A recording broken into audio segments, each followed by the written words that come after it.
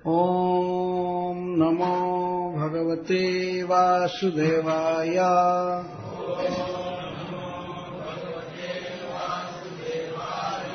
ॐ नमो भगवते वासुदेवाय।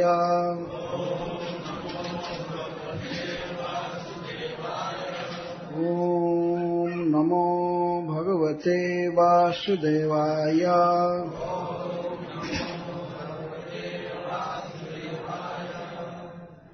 श्लोक 20 से चालू करें। इत्याच्युतेनाभिहितं व्रजाबला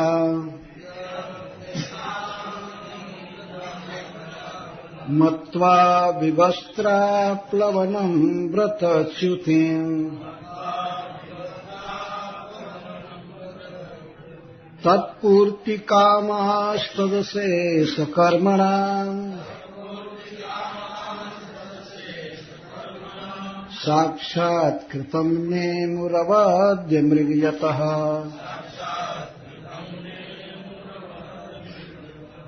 तास्तथा वनता दृष्ट्वा भगवान् देवकीसुतः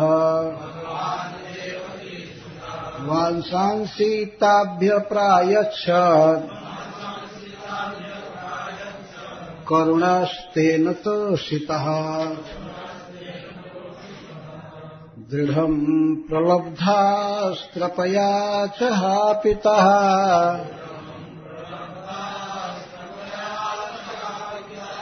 प्रस्तोभितः क्रीडनवच्चकारितः।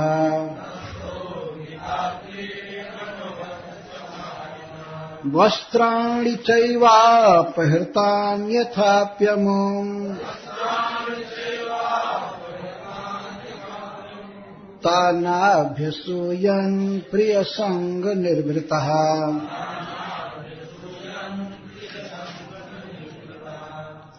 परिधाय स्ववासांसि प्रेष्ठसङ्गमसज्जितः गृहीतचित्तः नोचेलुः तस्मिन् लज्जायते क्षणः। तासां विज्ञाय भगवान् स्वपादस्पर्शकाम्यया धृतव्रतानां सङ्कल्पम् आह दामोदरो बलः।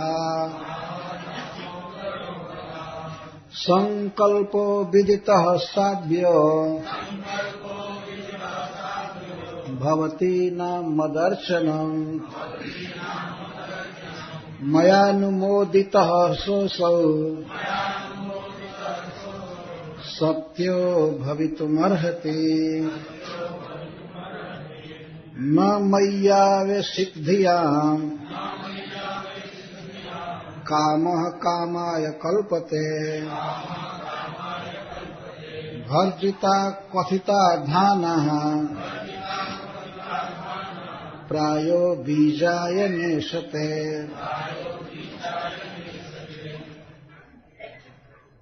जाता बला व्रजं सिद्धः मयेमारंस्यथ क्षपा जदुदिश्य व्रतमिमम् चेरुरार्यार्चनं सतिः।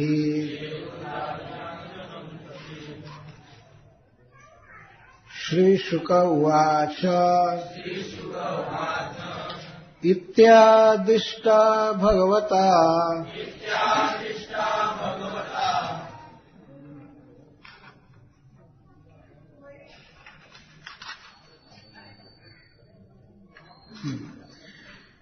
श्रीशुक उवाच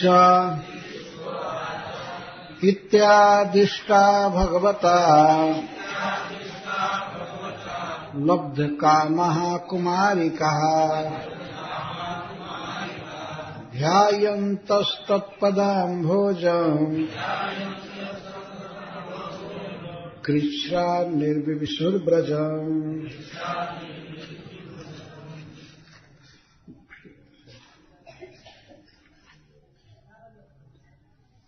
सीधा हम अर्थ चालू करते हैं। इत्यच्युतेनाभिहितं व्रजाबला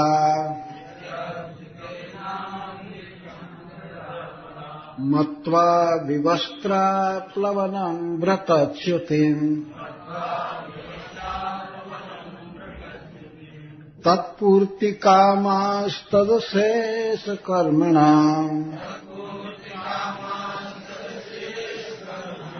साक्षात्कृतं नेमुरवद्य मृगयतः।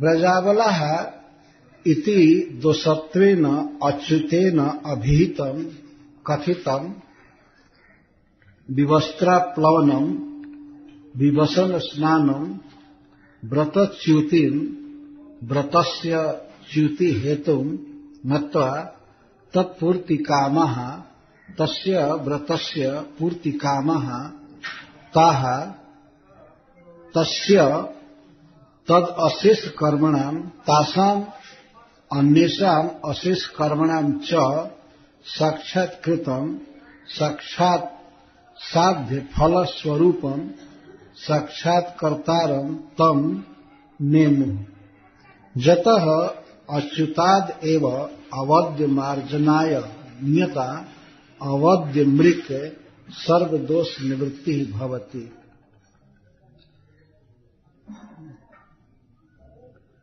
अपने पास बैठे बच्चों को शांत रखना चाहिए।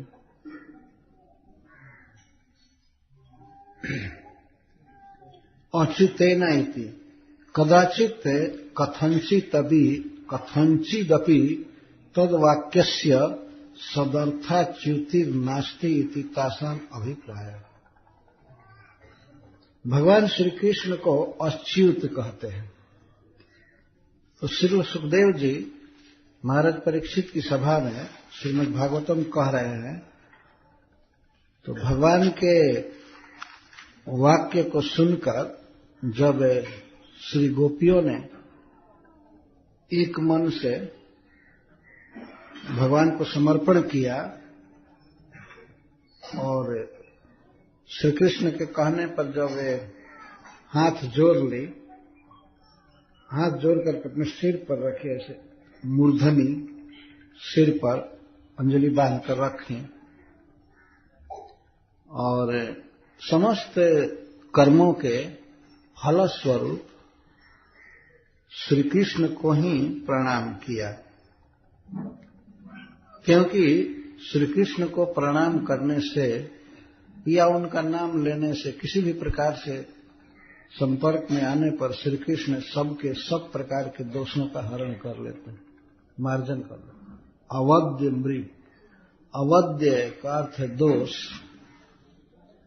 असामंजस्य, अपराध, गलती, और मृग, मृग का अर्थ मार्जन करने वाला। श्री गोप कुमारियां यह जानती थी, बड़े बड़े लोगों के प्रवचन में सुनी थी श्री कृष्ण के विषय में, जैसे गर्गाचार्य जी के या और भांगुरी मुनि के विशेष करके, और श्री कृष्ण के अद्भुत विचित्र लीलाओं को भी उन्होंने देखा था। तो श्री कृष्ण के प्रति उनका भाव यह था कि ये साक्षात ईश्वर हैं, ये साक्षात भगवान हैं। ऐसा नहीं था कि श्री कृष्ण की महिमा से वे अनभिज्ञ थी। गोपी गीत में या अन्य गीतों के अवसर पर जब श्री कृष्ण के विषय में बोली हैं, तो इससे स्पष्ट प्रतीत होता है कि भगवान श्री कृष्ण का ज्ञान उनको था। न खलु गोपिका नंदनो भवान अखिल देहि नाम अंतरात्म विखन सारथी तो विश्वगुप्त सखौ देवान सात्वताम कुले। गोपियों ने कहा है, आपस में भगवान कृष्ण से कहती हैं कि आप केवल यशोदा नंदन ही नहीं हैं, आप समस्त प्राणियों के अंतरात्मा हैं, साक्षी हैं, अंतर्यामी हैं। और हमको पता है कि इस विश्व के सबसे श्रेष्ठ व्यक्ति ब्रह्मा जी की प्रार्थना से आप अवतार लिए हैं, अपने धाम से इस प्राकृतिक जगत में आए हैं। विखन स्वार्थ तो विश्व गुप्त है, विश्व गुप्त है, विश्व की रक्षा के लिए, पालन के लिए आप अवतार लिए हैं। इस प्रकार के अनेक वाक्य हैं जिनके द्वारा यह सूचित होता है कि श्री गोपियों को भगवान की महिमा का पूर्ण ज्ञान था। तो श्रील सुखदेव गोस्वामी इन्हीं के भावों का अनुवाद कर रहे हैं कि जब अच्युत ने गोप कुमारियों से कहा कि तुम्हारे द्वारा एक अपराध हुआ है, कात्यायनी देवी की, श्री दुर्गा जी की पूजा करने में तुम लोगों ने जो नग्न स्नान किया है, तो यह नग्न स्नान तुम्हारे व्रत में एक च्युति है, व्रत के फल को प्राप्त करने में यह बाधक होगा। नग्न स्नान एक दोष है, अतः तुम लोग इस अपराध का मार्जन करने के लिए अपने दोनों हाथ जोड़ करके और प्रणाम करो, नम्र प्रणाम करो। श्री सुखदेव जी यहां पर कहते हैं कि इस प्रकार जब अच्युत ने कहा ब्रज अबलाओं से, तो उन लोगों ने ऐसा ही किया, जैसा श्री कृष्ण ने कहा वैसा किया, हाथ जोड़ करके प्रणाम किया। परंतु प्रणाम में श्री गोप कुमारियों ने वरुण देवता को या माता दुर्गा जी को और किसी को प्रणाम नहीं किया। प्रणाम किया स्वयं श्री कृष्ण को ही। वे कदम के वृक्ष पर बैठे थे और उन्हीं को प्रणाम किया। सुखदेव गोस्वामी कहते क्यों कृष्ण को प्रणाम किया? क्योंकि वे जानती थी कि कृष्ण को प्रणाम करने से सभी अपराधों का मार्जन हो जाता है। एक श्लोक में कहा गया है कि जैसे पर्वतों से निकलकर सभी नदियां अंततः समुद्र में मिलती हैं, समुद्र की ओर जाती हैं, इसी तरह से किसी भी देवता को आप प्रणाम कीजिए या किसी भी व्यक्ति को, ये सारे प्रणाम अंततः जनार्दन को चले जाते हैं। प्रणाम के योग्य वास्तव में वही है। एक प्रकार से विचार किया जाए, खुले शब्दों में कहा जाए तो प्रणाम के योग्य कोई नहीं है, केवल भगवान है। और गीता में वे कहते हैं कि माम नमस्कुरु, मुझे प्रणाम करो। उस समय भगवान श्री कृष्ण शेयर नहीं देते हैं किसी को कि और को प्रणाम करो, और को करो, मुझे प्रणाम करो। तो श्री कृष्ण को किया गया प्रणाम सबको प्रति प्रणाम हो जाता है। मनुष्य से जान में या अनजान में सब प्रकार के अपराध, गलती, दोष ये सब होते ही रहते हैं। कोई व्यक्ति यदि चाहता है कि हमारे जीवन में शुद्धि हो तो उसे भगवान कृष्ण को प्रणाम करना चाहिए। प्रणाम से सब दोष का मार्जन हो जाता है। अपने व्रत में गोप कुमारी ने सोचा कि त्रुटि है, जैसा श्याम सुंदर कह रहे हैं, ऐसी त्रुटि को कभी सह नहीं पाते थे। त्रुटि का अर्थ था कि श्री कृष्ण पति रूप में उनको नहीं मिलते, यदि व्रत में त्रुटि रह जाती तो इस बात की कल्पना से ही वे कांप गई। और इस बात को कौन कह रहा था? स्वयं श्री कृष्ण कह रहे थे कि तुम्हें व्रत का फल नहीं मिल पाएगा यदि इस दोष का मार्जन नहीं हुआ। इतना सुन करके गोप कुमारियों ने भगवान को प्रणाम किया। तो श्री कृष्ण का एक नाम है अच्युत। अच्युत, यहां पर अच्युत का अर्थ है कि जिनका बोला हुआ वाक्य सदर्थ से कभी च्युत नहीं हो सकता है। जो कहते हैं बिल्कुल सत्य है। जैसे भगवान ने गीता का उपदेश किया है, इसलिए उसे भगवत गीता कहते हैं। भगवान के द्वारा गाया हुआ गीत, दिया हुआ ज्ञान। तो यह भगवत गीता परम प्रमाण है। जो भगवान ने कहा है सभी देश काल में बिल्कुल सत्य है, सभी मानते हैं। संसार के जितने भी बड़े बड़े लोग हुए हैं आज तक हैं, वे सब भगवत गीता को मानते हैं।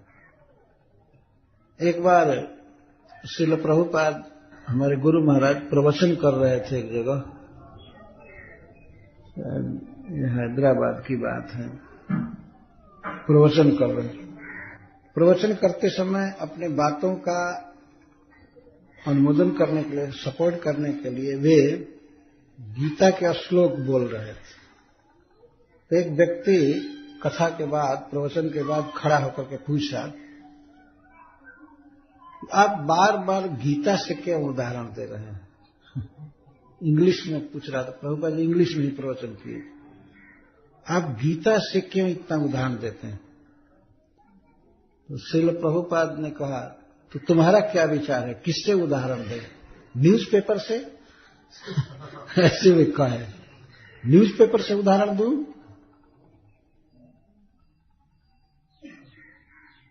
तो वो बहस किया। तो भगवत गीता ही परम प्रमाण है, भगवत गीता ही प्रमाण है, एविडेंस है। प्रभुपाद जी ने कहा, हाँ, सबके द्वारा माना हुआ यह प्रमाण है, सभी मानते हैं। श्रीपाद शंकराचार्य ने माना है, आदि शंकराचार्य ने, और संसार के जितने भी बड़े से बड़े मूर्धन्य विद्वान हुए हैं, सबने भगवत गीता को माना। श्रीपाद शंकराचार्य की टीका भी है, तो उन्होंने कहा कि इसको श्रीपाद शंकराचार्य मानते हैं, विष्णु स्वामी मानते हैं, निम्बारकाचार्य मानते हैं, मध्वाचार्य जी, चैतन्य महाप्रभु, जितने भी बड़े बड़े लोग हुए हैं सब मानते हैं। तो उसके मुख से निकल गया, मैं नहीं मानता। तो श्रील प्रभुपाद जी ने कहा, वाई, क्यों नहीं मानते हो? क्यों, क्या कमी है इसमें? किसी श्लोक में तुम दिखाओ कि जो कृष्ण कहते हैं वो यथार्थ नहीं है, उसमें कोई दोष है, कमी है, कोई श्लोक उद्धृत करो। क्यों नहीं मानते हो? तो उसने कह दिया कि I can not accept blindly. वही बोला, मैं ब्लाइंडली स्वीकार नहीं कर सकता हूं भगवत गीता को। तो प्रभुपाद जी कहते, but you can not reject also blindly, blindly reject भी नहीं कर सकते हो। पहले आंख खोलो, पढ़ो भगवत गीता को, इसके बाद कहो कि इसमें क्या कमी है, मानते हो या नहीं मानते हो। बिना पढ़े तुम कैसे कह सकते हो कि नहीं मानते? अंधे कहेंगे। अंत में वो शांत हो गया है, ब्लाइंडली स्वीकार नहीं करते, तो ब्लाइंडली रिजेक्ट क्यों करोगे? ये तो उल्लू का काम है ना। या जन्म से ही जो अंधा है, वो अंधा व्यक्ति कहे कि मैं सूर्य को नहीं मानता, तो तुम्हारे नहीं मानने से क्या हुआ है? अगर अंधा आदमी कहे कि हम सूर्य को नहीं मानते हैं, तो क्या उसकी मान्यता छपेगी क्या दुनिया में कि इसका ये मंतव्य है, इसकी आइडिया है, सूर्य को नहीं मान रहा है? तो हो सकता है दूसरे उल्लू भी उसमें सहारा दे दे, हाँ ठीक है, ऐसे कैसे मान लिया? कैसे मान ले कि कृष्ण भगवान है? कैसे नहीं मानोगे? जब सबसे बड़े बड़े लोग मानते हैं तो तुम मानोगे क्यों नहीं? और नहीं मानोगे तो तुम्हारी बात की कीमत क्या है? सारे उल्लू एक दिन कॉन्फ्रेंस करने लगे, उल्लू मिल करके, और मान लीजिए रिजोल्यूशन पास कर दें, हम सूर्य को नहीं मानते हैं, और जो लोग सूर्य के भक्त हैं, सूर्य को जल देते हैं, उनकी हंसी उड़ाए, देखो क्या पाखंड है, सूर्य है ही नहीं है, लोग सूर्य को जल देते हैं। मान लीजिए कोई कहे, तो उल्लुओं की मान्यता का कोई मतलब नहीं है। तो इसी प्रकार से जो व्यक्ति भगवत गीता नहीं पढ़ा है और पढ़ करके भी समझा नहीं है, उसकी उक्ति का, उसके मंतव्य का कोई मतलब नहीं है। श्री कृष्ण है अच्युत, बिल्कुल देखी हुई बात कहते हैं, उनका अनुभव है। अनादि काल से अनंत काल तक कौन स्थिति कैसे है, कैसे जगत की सृष्टि हुई, सृष्टिकर्ता कौन है, भगवान स्वयं भी कहते हैं कि मैं सबको जन्म देने वाला हूं, सभी भूतों की उत्पत्ति, सभी जीवों की जो उत्पत्ति हुई है मुझसे हुई है। अहम बीज प्रदो पिता, मैं बीज प्रद पिता हूं, मैं सबका पिता हूं। भगवान खुलम खोला गीता में कहा। और इसको अर्जुन ने माना, सारे ऋषियों ने माना है, भगवान वेदव्यास देव, औसित, देवल, श्री नारद जी, ये सही मानते हैं। अर्जुन कहते हैं सर्वम एतद ऋतम मन्ये जन्मम वदसि केशव नहीं ते भगवन व्यक्ति विदुर देवानदानवा। हे श्री कृष्ण, आप जो कुछ भी कहते हैं मैं सत्य मानता हूं, क्योंकि ऐसी ही बात सारे ऋषि लोग कहते हैं। आहुस्त्वाम ऋषय सर्वे देवर्षि नारदस् तथा असितो देवलो व्यास स्वयं चैव ब्रवीषिणी, सब लोग कहते हैं। तो अर्जुन ने स्वीकार करें सारे ऋषि मुनि ऐसी बात कहते हैं। और राजसूय सभा में सब आए भी थे और भगवान वहीं बैठे थे हस्तिनापुर में, इंद्रप्रस्थ में, उसी सभा में। और भगवान को दिखा दिखाकर श्री नारद जी कहते हैं यूयम त्रिलोके बत भूरि भागा लोकम पुनाना मुनयो भियंती जासाम गृहाना वसती साक्षात गूढ़म परम ब्रह्म मनुष्य लिंगम अहो युधिष्ठिर। इस तीनों जगत में तुम लोग सबसे अधिक भाग्यशाली हो जिनके घर में ममेरा भाई के रूप में श्री कृष्ण निवास करते हैं। ये साक्षात परब्रह्म है, जगदीश्वर है, परमात्मा है। तुम्हारा बहुत बड़ा भाग्य है, तुम लोग इस लोक में सबसे भाग्यशाली हो कि तुम्हारे घर में साक्षात परब्रह्म एक संबंध में बंध करके निवास कर रहे हैं। ये राजसूय सभा में सामने भगवान को दिखा करके बात हो रही है। और उस राजसूय सभा में विश्व के सर्वश्रेष्ठ महात्मा जन, राजर्षि जन, ये सब जुटे हुए थे। बहुत महती सभा थी, महान सभा, जिस सभा में साक्षात भगवान की अग्र पूजा हो और बड़े बड़े ऋषि मुनि वहां प्रवचन करें जैसे नारद जी आदि, तो महान सभा है। उस महान सभा ने श्री कृष्ण को स्वीकार किया। भगवान श्री कृष्ण की महिमा उनके प्रकट लीला काल में ही छाई हुई थी। सब लोग जानते थे कि ये भगवान है, सर्वत्र बात फैली थी। भगवान श्री राम आदि की महिमा को लोग नहीं जान पाते थे, क्योंकि भगवान श्री राम मर्यादा पुरुषोत्तम, मर्यादा के अंदर रहे, एक मनुष्य की लीला में प्रस्तुत कर रहे थे, मनुष्य का कर्म कर रहे थे तो भगवान तो भगवान ही हैं।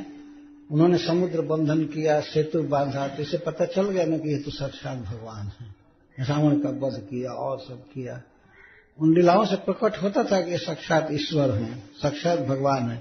परंतु फिर भी श्री भगवान रामचंद्र मर्यादा का पालन करते थे, इसीलिए लोगों के मन में भ्रम हो जाता था कि ये लगता है भगवान नहीं।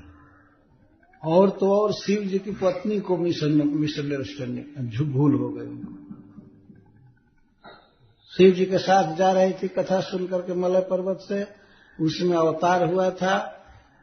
भगवान के ही प्लान से सीता का हरण हो गया था और श्री भगवान वृक्षों से, पत्थरों से, पहाड़ों से, नदियों से, मृगों से, भ्रमरों से, इन सब से पूछते जा रहे थे सीता कहाँ है, सीता कहाँ है, रो रहे थे, नरलीला कर रहे थे भगवान, रो रहे थे, रो रो करके वृक्ष से पूछ रहे थे कि हमारी प्रिय कहाँ गई। ये तो महापागल का काम है। पेड़ से पूछ रहे थे, वृक्ष से, भंवरों से, पक्षियों से, गोदावरी नदी से पूछते हैं। वाल्मीकि रामायण में लिखा गया है, हे माँ गोदावरी, कभी कभी सीता तुम में स्नान करने के लिए आती थी मेरे साथ, तुम में ये कमल जो खिले रहते थे आज मुरझा गए हैं, लगता है तुम भी सीता के विरह में हो, और तुम्हारे भीतर खिलने वाले कमल के समान सुंदर उसका मुख है, तो क्या तुमको पता है सीता कहाँ गई है? नदी को प्रणाम करके पूछ रहे हैं भगवान, वृक्ष से पूछते हैं, अखबार में भर करके अशोक आदि वृक्ष को पूछते हैं कि तुमने सीता को देखा है? और हवा जब चलती है और वृक्षों के शिखर हिलते हैं ऐसे, तो भगवान मान लेते हैं कि ये कह रहा है कि नहीं, हमको पता नहीं। तो इन सब लीलाओं को कोई देखेगा तो कैसे मानेगा कि ये सर्वज्ञ ईश्वर हैं, भगवान हैं। भगवान ऐसी लीला कर रहे थे। सती जी ने देखा, भगवान शिव ने देखा, तो भगवान शिव को तो पुलक हो गया देख करके प्रभु की लीला को। वो आनंद में मग्न हो गए और निकट नहीं गए, दूर से ही कहे जय सच्चिदानंद। भगवान की ये लीला है, कही सच्चिदानंद जग पावन, असकही चले मनोज न सावन। कामदेव के बैरी भगवान शिव जय सच्चिदानंद कहकर प्रणाम करके और चले, निकट नहीं गए, क्योंकि रावण मरण मनुज कर बाचा, प्रभु विधि वचन कीन्ह चाह साचा। भगवान शिव ने सोचा कि रावण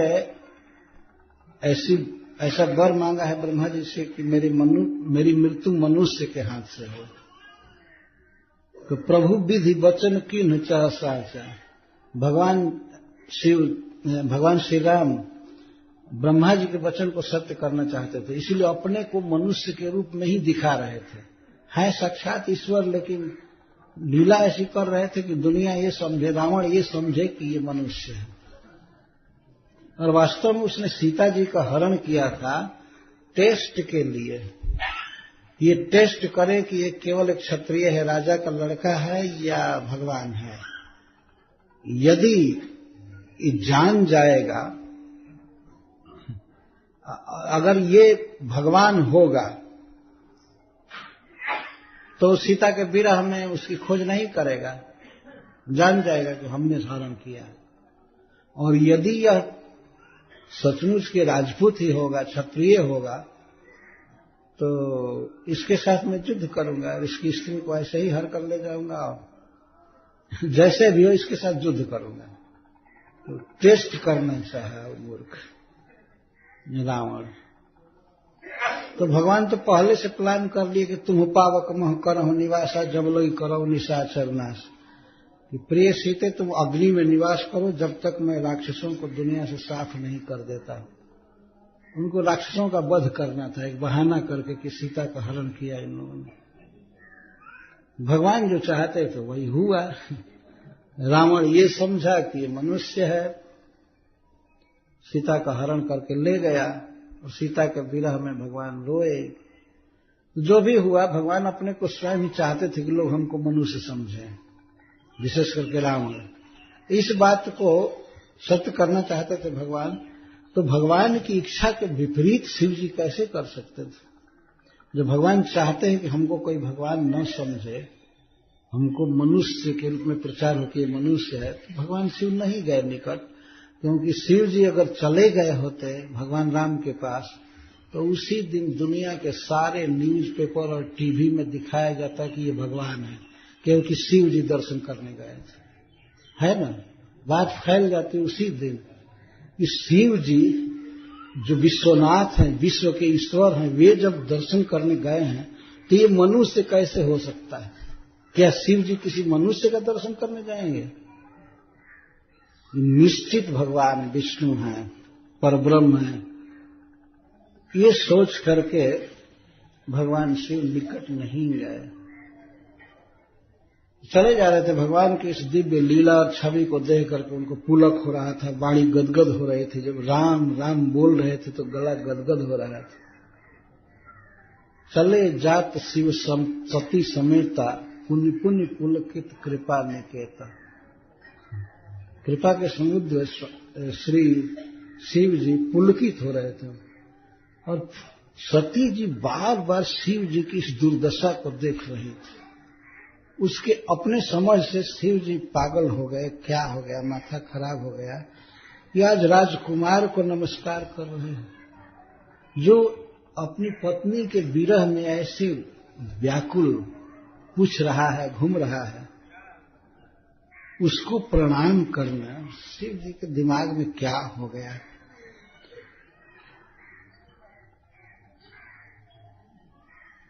शंकर जगत बंद जगदीशा, सुरनर मुनि सब ना वही शीश। मन ही मन सोच रही है, कह नहीं रही है। शंकर जी जगत बंद हैं, जगत के ईश्वर हैं। तेहि नृप सुत ही किन्ह प्रणाम, कही सच्चिदानंद प्रधाम। वैसे उस लड़के को परम धाम और सच्चिदानंद घन कह करके और प्रणाम कर रहे हैं। हाय भगवान, हमारे भाग्य में क्या है, हमारे पति का इतना दिमाग खराब कैसे हो। देखिए, दिमाग उनका खराब था, भगवान की लीला से बेचारी भ्रम में पड़ गई, लेकिन उस भगवान शिव पर आरोप कर रही।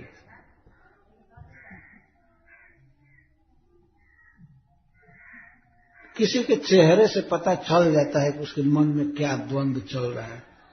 भगवान शिव तो राम राम उच्चारण कर रहे थे, भगवान की लीला को देखकर आनंद में थे, पुलकित थे, आंखों में आंसू था, आनंद के आंसू थे। तो सती जी के चेहरे पर भगवान ने देखा तो समझ गए कि ये तो बिल्कुल शंका में है।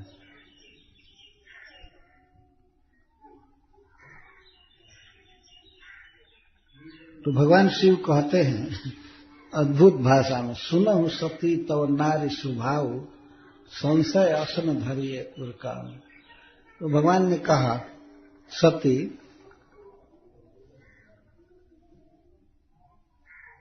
मैं जानता हूं तुम स्त्री हो, अतः तुम्हारा स्त्री का स्वभाव रहेगा। ठीक है, तुम्हें जो भी अज्ञान हो भगवान राम के विषय में, जो कुछ भी हो, लेकिन ऐसा संशय नहीं करना चाहिए तुमको। ऐसा संशय नहीं करना चाहिए। कैसे जान गए? वो तो जान के सर्वज्ञ ईश्वर तुरंत जान गए मूड से।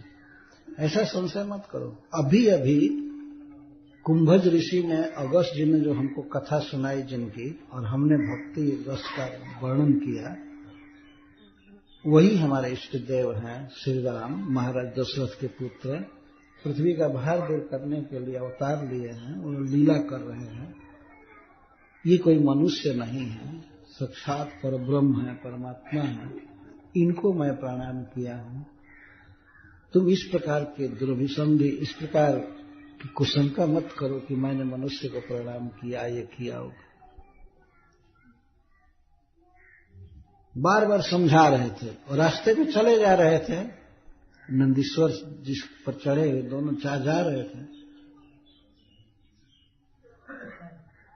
कितना भी भगवान शिव समझा रहे थे, उपदेश काम नहीं कर रहा था। लागन उर उपदेश यद्यपि कहेउ शिव बार बहु। भगवान शिव बार बार कह रहे थे, कई प्रकार से समझा रहे थे कि ये साक्षात ईश्वर है, भगवान है, भगवान है, लेकिन लागन और उपदेश यद्यपि कहे शिव बार बहु। और बोले बिहस महेश हरि माया बल जान जी। भगवान की माया का ऐसा प्रचंड प्रभाव देख करके सती पर तो हंस करके बोले, जो तुम्हारे मन अति संदेह हो तो किन जाई परीक्षा ले। यदि तुम्हारे मन में बहुत संदेह है तो जाकर परीक्षा क्यों नहीं ले लेते हो कि ये मनुष्य है कि भगवान है। तो सती जी तैयार हो गई और तैयार होकर कहते हैं, लेकिन आप तो चले जाएंगे दूर, मैं परीक्षा लेने में पीछे पड़ जाऊंगी, छूट जाऊंगी। तो भगवान शिव ने संकेत किया, नहीं नहीं, मैं ये देख रहे हो ना बरगद का वृक्ष, तब लग बैठी अहूं बट छाही, जब लग तुम आए हूं वहीं पाही। जब तक मेरे पास तुम आ जाओगी तब तक मैं यहीं बैठा रहूंगा। इसको पहचान लो, लोकेशन देख लो ठीक से, भूलना मत जंगल में। यहां मैं बैठा हूं और रस कही लगे जपन हरि नामा। इतना कह करके भगवान शिव जप करने लगे, हरे कृष्णा कृष्णा कृष्णा हरे हरे, हरे राम राम राम हरे। भगवान शिव ने देख लिया कि इस विषय में भगवान राम का कोई स्पेशल प्लान है, अतः वो मन में सोच रहे थे, होई है सोई जो राम रचि राखा, कुकन तर्क बढ़ावे साला। मैं क्या तर्क बढ़ाऊं और ये करूं, बार बार तर्क कर रही है। अपनी पत्नी, साक्षात भगवान की पत्नी, और वो तर्क कर रही है और भगवान भी हार गए समझाते समझाते। शिव जी भी हार गए और जाओ जाओ परीक्षा ले लो, कौन तर्क करे विकार, बात कौन बढ़ाए। इस तरह से कई लोग कुसंकालु होते हैं, राम के विषय में बिना मतलब के बोला करते हैं, जानकारी कुछ है नहीं। वैसे जैसे मान लीजिए कोई बिच्छू का भी मंत्र नहीं जानता और सांप के बिल में हाथ लगाता, ऐसे हठीले या ऐसे दुर्बुद्धि लोग होते हैं। भगवान राम के विषय में कुछ जाने नहीं, तुरंत कह देते हैं अरे वो दशरथ का लड़का, वो भगवान नहीं है, वो राम नहीं है, दूसरा राम है, वो घट घट बासी यह वह, इस तरह की बात है। घट घट बासी वही राम है, दशरथ जी के पुत्र ही, वही परब्रह्म है, वही सबके भीतर हैं, सबके हृदय में भी हैं, अपने धाम में साकेत में भी हैं, अयोध्या में, सब जगह। इस बात को भगवान शिव जानते हैं, बड़े बड़े लोग जानते हैं, और मूर्ख लोग तो बस घट घट वासी कह करके टाल देते हैं। कुछ ज्ञान तो है नहीं, जहां तहां अपनी मूर्खता जाहिर करते रहते हैं। तो भगवान शिव ने तर्क बंद कर दिया। जब सती जी को भी नहीं समझाया जा सकता है तो भी आजकल के पोंगे लोगों को क्या समझाया जाए बताइए। जो कोई भाषा भी नहीं समझते हैं, शास्त्र के वाक्य भी नहीं समझते हैं, कुछ नहीं। तो सती जी गई, ये भी नहीं पूछा कि परीक्षा का प्रकार क्या होना चाहिए, आप बताइए। अपने आप वो सोच ली कि जिस सीता के विरह में ये लड़का रो रहा है,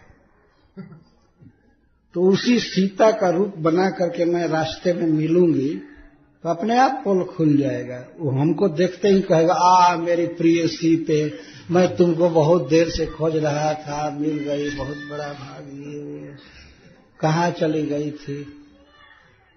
वो तो सती जी ये सोच रही थी।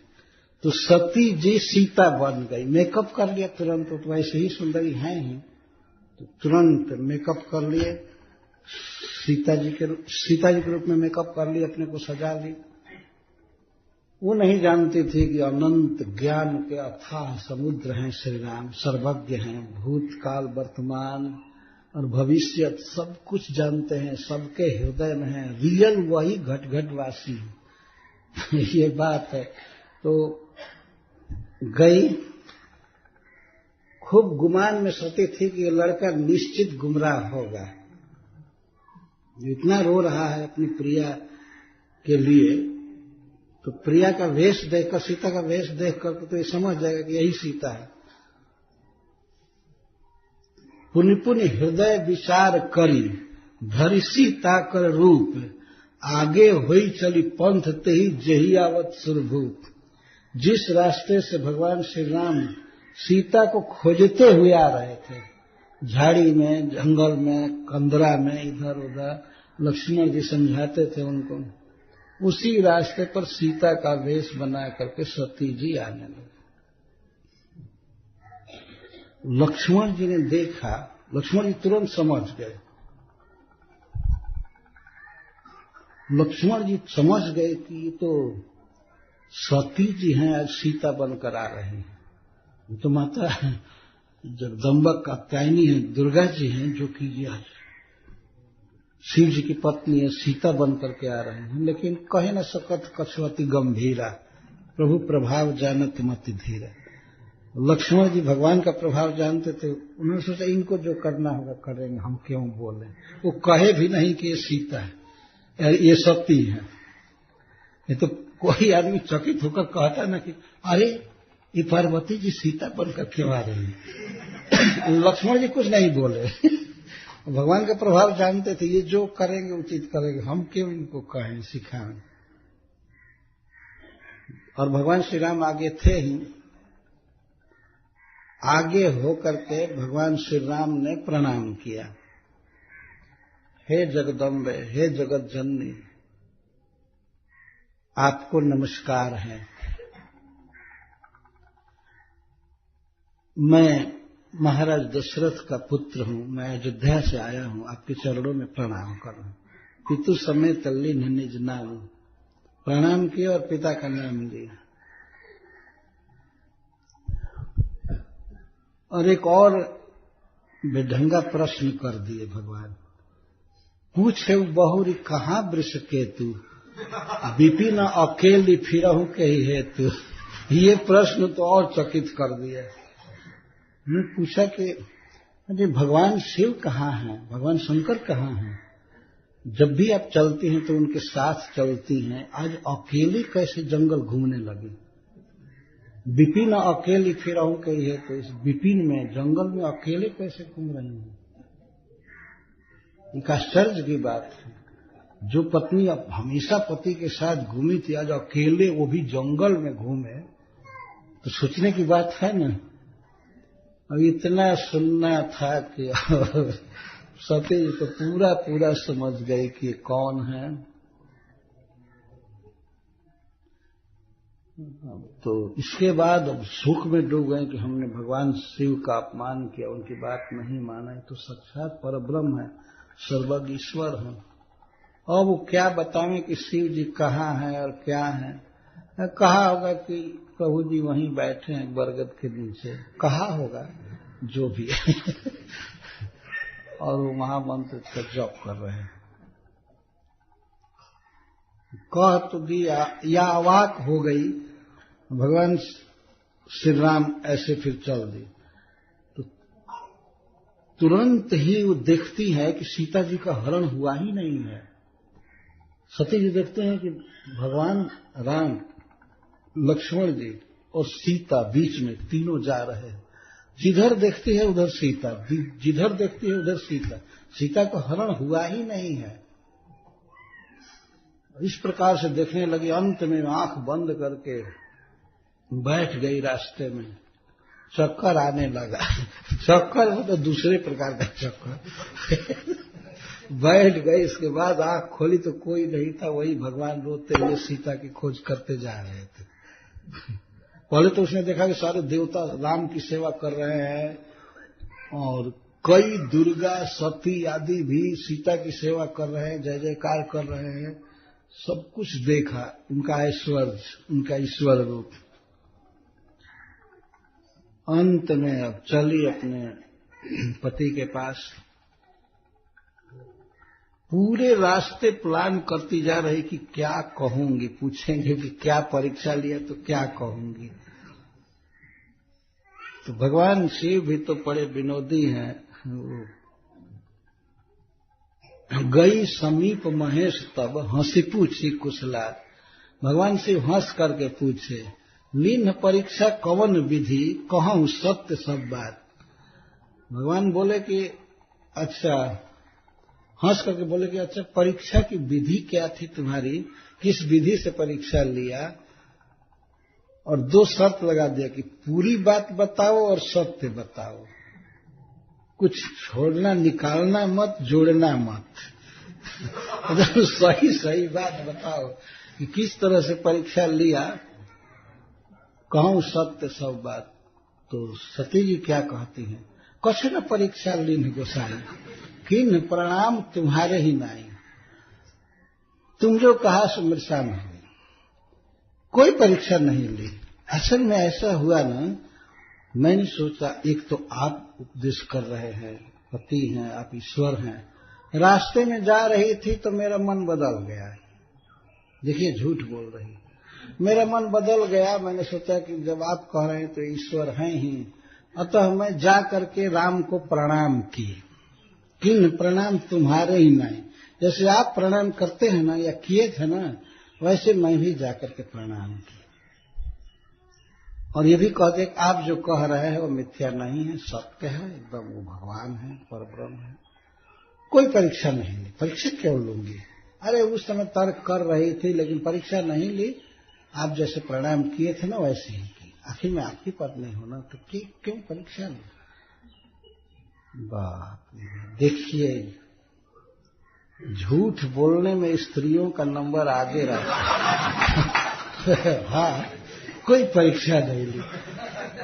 आप जो कहे बिल्कुल सत्य है, मैं आप जैसा प्रणाम जबकि राम किए थे, लेकिन कहती है कि मैं जाकर प्रणाम की। रास्ते में जा रही थी ना, तो उसी समय हमारा चित्त बदल गया था। तुम जो कहा समृषा न होई, आप शिव सर्वज्ञ जान सब कोई। सभी लोग कहते हैं कि शिव जी सर्वज्ञ हैं, अतः आप जो कुछ कहते हैं वो झूठा हो ही नहीं सकता। भगवान शिव पूर्व के तार्किक स्वभाव को देखे थे, समझाए थे, तो उन्हें उसका नहीं, परीक्षा तो इसलिए जरूर लिया होगा। तब शंकर देखे धरि ध्यान सती जो किन्न चरित सब जाए। तब भगवान शिव ध्यान करने लगे। ध्यान पर अपने जोग बल से उन्होंने सारा देख लिया कि ये क्या क्या ड्रामा करके आई है, पूरा देख लिया। सती किन्न सीता कर वेशा, सती ने सीता का वेश बनाया भगवान के सामने। ये बात सोच करके शिव जी का हृदय दुखी हो गया। उसी समय उन्होंने बोलना छोड़ दिया। जा रहे थे साथ में, लेकिन अब कटअप कर लिए कोई बोल। और फिर भगवान राम की माया को नमस्कार किया, जिस माया ने प्रेरित करके सती से भी झूठ बोलवा दिया। माया झूठ बोलो बहुरी राम माया ही शिव नावा, सती ही प्रेरित जही झूठ कहावा। भगवान की माया को प्रणाम करो, वो अद्भुत शक्ति। और जो महा ईश्वर की पत्नी होकर के और झूठ बोल रही है, तो ये भगवान की माया का प्रभाव है इस तरह से। तो इस प्रकार मैं तो अच्युत शब्द पर बोल रहा था, तो ये सब कथा कहने लगा। मैं ये कह रहा था कि जब भगवान श्री राम की लीला पर सती जैसी स्त्री को मोह हो सकता है, फिर आजकल के अज्ञ लोगों को भगवान राम के विषय में पूरा भ्रम हो, इसमें क्या कहना है? इसमें कौन सी बड़ी बात? आजकल तो कोई स्टैंडर्ड नहीं है, न कथा होती है, न शास्त्र लोग पढ़ते हैं, न साधुओं का संग मिलता है, तो भगवान को क्या समझेंगे? रात दिन कथा में रहने वाली सती जब इतना भ्रम में पड़ गई, कथा सुनती थी, ये कहती थी, फिर भी। परंतु श्री कृष्ण के विषय में, भगवान के विषय में जब वे प्रकट थे इस पृथ्वी पर, तो सारी दुनिया जानती थी कि ये साक्षात भगवान है, क्योंकि ये लीला पुरुषोत्तम है, मर्यादा पुरुषोत्तम नहीं है। भगवान कैसा होना चाहिए, भगवान की क्या क्या लीला है, स्वरूप है, इसको श्री कृष्ण प्रकट कर देते थे। कई लोग इनसे चैलेंज किए, जैसे दुर्योधन इनको बांधना चाहता था, संधिदूत बन करके गए थे। बांधने चला तो भगवान श्री कृष्ण ने अपना विश्व रूप प्रकट किया और कहने लगे, ठीक है आओ आओ बांधो। कहाँ शुरुआत है और कहाँ अंत है, इसको देखोगे तब न बांधोगे। पद के नीचे पाताल देख, मुट्ठी में तीनों काल देख, मेरा स्वरूप विकराल देख, गत और अनागत काल देख। ये रश्मि रथी में दिनकर जी ने लिखा है। भगवान कहते हैं, देखो मेरे पैर में सारा पताल है, मुट्ठी में तीनों काल है, गत और अनागत, आने वाला काल और बीता हुआ सारा विश्व हमारे भीतर है। वो लोग सब देखे और बेहोश होकर के गिर गए। क्या वो बांधेंगे भगवान? तो क्या इससे प्रचार दुनिया में नहीं होता था कि अरे श्री कृष्ण साक्षात भगवान? महाभारत का कुरुक्षेत्र का युद्ध इसीलिए हो गया कि श्री कृष्ण हथियार नहीं लेने की प्रतिज्ञा किए थे। अगर वे हथियार उठाते तो युद्ध होता ही नहीं। कौन मरने के लिए तैयार होता? क्यों? हम लोग जानते थे कि ये साक्षात भगवान है। अगर ये युद्ध करेंगे तो इनके सामने ठहरना कठिन है। तो जिसको जब क्या कहते हैं, गनीमत, गनीमत यही था कि श्री कृष्ण हथियार नहीं लिए थे, बिना हथियार के ही अपने मित्र की सहायता कर रहे थे या घोड़ा चला रहे थे, रथ हाँक रहे थे। इसीलिए आश्वासन था कौरव पक्ष को कि श्री कृष्ण नहीं मारेंगे किसी को। उनकी भगवत्ता सर्वविदित थी सब जगह। गोपी कुमारियों को भी इस बात का पता था कि श्री कृष्ण स्वयं भगवान है, महान है। ये जो कह रहे हैं ये बिल्कुल ठीक कह रहे हैं। नग्न स्नान करके हम लोगों ने व्रत में कमी उत्पन्न किया है, अतः ये प्रभु हम लोगों को नहीं मिलेंगे, ऐसा मान करके उन लोगों ने श्री कृष्ण को ही प्रणाम किया। भगवान ने कहा कि देवता का अपराध हुआ है, जिस देवता का अपराध हुआ है उसको प्रणाम करना चाहिए ना, लेकिन गोप कुमारियां किसी को प्रणाम नहीं, श्री कृष्ण को ही प्रणाम की और उनके उस प्रणाम से भगवान प्रसन्न थे। तेन तोषित, अगले श्लोक में कहा गया है तेन प्रणामेन तोषित। तो भगवान ने देखा कि गोप कुमारियां बिल्कुल विनीत भाव से हमारी बातों को मान करके और प्रणाम की, उस प्रणाम से भगवान संतुष्ट हो गए और उनको उनके वस्त्र दे दिए। अपने अपने वस्त्रों को पहनकर गोप कुमारियां वहीं खड़ी की खड़ी रह गई और वे, उनका चित्त पहले ही कहा जा चुका है कि घर में नहीं था, लोक में नहीं था, वो श्री कृष्ण के अतिरिक्त कुछ जानती नहीं थी, किसी को मानती नहीं थी, तो वहीं खड़ी रह गई थी। जिस व्रत की पूर्ति के लिए वे प्रणाम की थी कृष्ण को, वो श्री कृष्ण सामने हैं, उनको पति रूप में चाहती थी, माता दुर्गा जी से विनय की थी, बार बार 1 महीने तक जप की थी, और वही प्रभु सामने हैं, तो अब तो पति के रूप में मिल ही गए हैं। और उनके महाप्रभाव के जानती थी कि श्री कृष्ण एक क्या, ये अनंत स्त्रियों के स्वामी हैं, हो सकते हैं, क्योंकि भगवान हैं, सारा ऐश्वर्य, सारा धन आदि सब इनके पास है, तो सबको रखना, सबको मेंटेन करना इनके लिए बिल्कुल आसान है। इस बात को जानती थी, तो वहां से वे अब सुसज्जित होकर के पत्नी के भाव से ही अपने प्रियतम श्याम सुंदर के साथ ही रहना चाहती थी, वो जाना नहीं चाहती थी लोक में। तो श्रील सुखदेव गोस्वामी यहां पर भगवान श्री कृष्ण के प्रति भाव के कारण कुछ असूया जैसा प्रकाशित करते हुए गोपी जनों के महान भाव का वर्णन कर रहे हैं। किसी भी स्थिति में गोप कुमारियों ने भगवान श्याम सुंदर के प्रति दोष बुद्धि नहीं किया। इस बात को यहां कहते, क्या क्या श्री कृष्ण ने किया, फिर भी श्री कृष्ण के प्रति ये गलती किए, उनके प्रति दोष बुद्धि नहीं की, बल्कि गुण बुद्धि ही की।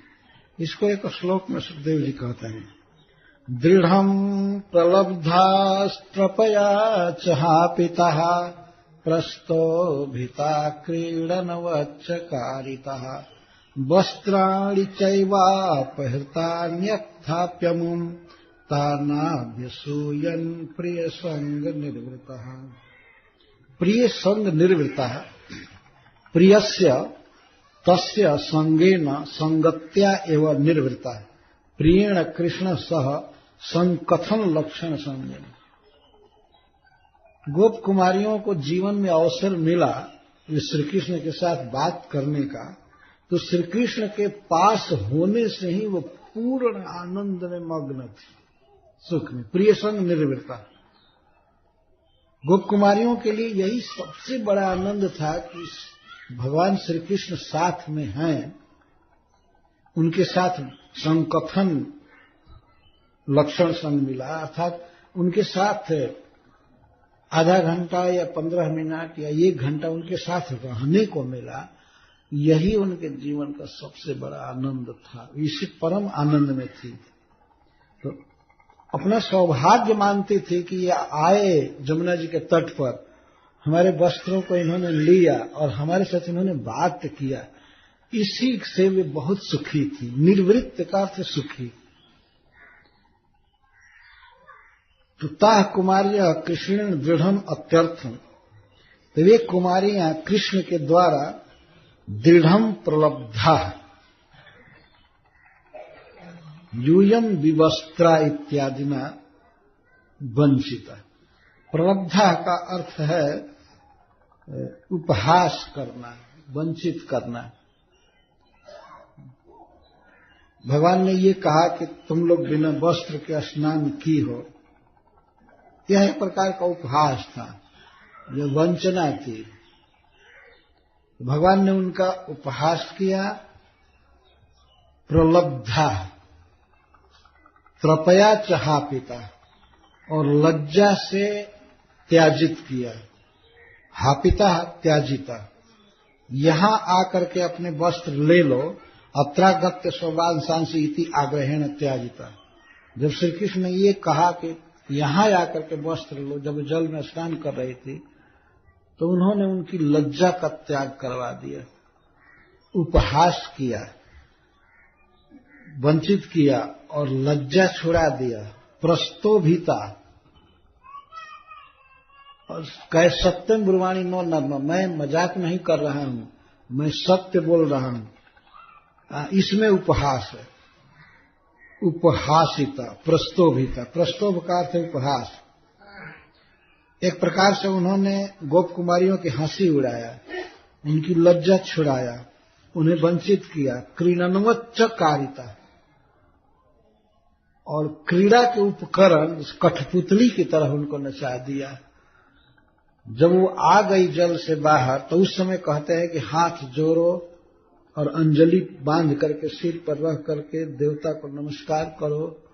तो इस पर सुखदेव गोस्वामी कहते हैं क्रीडनवत चकारिता। क्रीडन कहते हैं खिलौने को, खास करके काठ की बनी हुई पुत्रिका को, पुतली को कठपुतली की तरह नचा दिया। जैसे कहे वैसे गोपियों ने किया। कारिता, वस्त्राणी च अपहृतानी, इनके वस्त्रों को चुराए। अथापि तथापि अमुम न अभ्यसूयम, फिर भी गोप कुमारियों ने प्रियतम कृष्ण के प्रति दोष बुद्धि नहीं किया। एक प्रकार से सुखदेव गोस्वामी ये कह रहे हैं, सब प्रकार से दोष बुद्धि करने का काम किए श्री कृष्ण, लेकिन दोष बुद्धि नहीं किया, बल्कि प्रिय संग निर्वृत्ता, अपना वो अहोभाग्य मानती थी कि उनके समक्ष श्याम सुंदर कुछ उनसे बातें किए, इसी से वे आनंद में थे। प्रिय संग निर्वृत्ता, और लाभ की भावना कर रहे थे, हमको परम लाभ मिला है, हमारा व्रत सफल हुआ, हमें कृष्ण से मिलने का अवसर मिला, कृष्ण से बातचीत करने का, इससे वे बहुत सुखी थी। तो श्री कृष्ण की इन लीलाओं से, वस्त्र हरण से या प्रणाम करवाने से, किसी भी लीला से वे बहुत खुश थी, दोष बुद्धि नहीं थी। अहो राजन पश्य गाढ़ प्रेम महात्म्यम, हे महाराज परीक्षित, आप जरा विचार कीजिए कितना बड़ा प्रेम है गोप कुमारियों का, कितना प्रेम है भगवान के प्रति। उनके प्रति किसी भी स्थिति में दोष बुद्धि नहीं किया उन लोगों ने।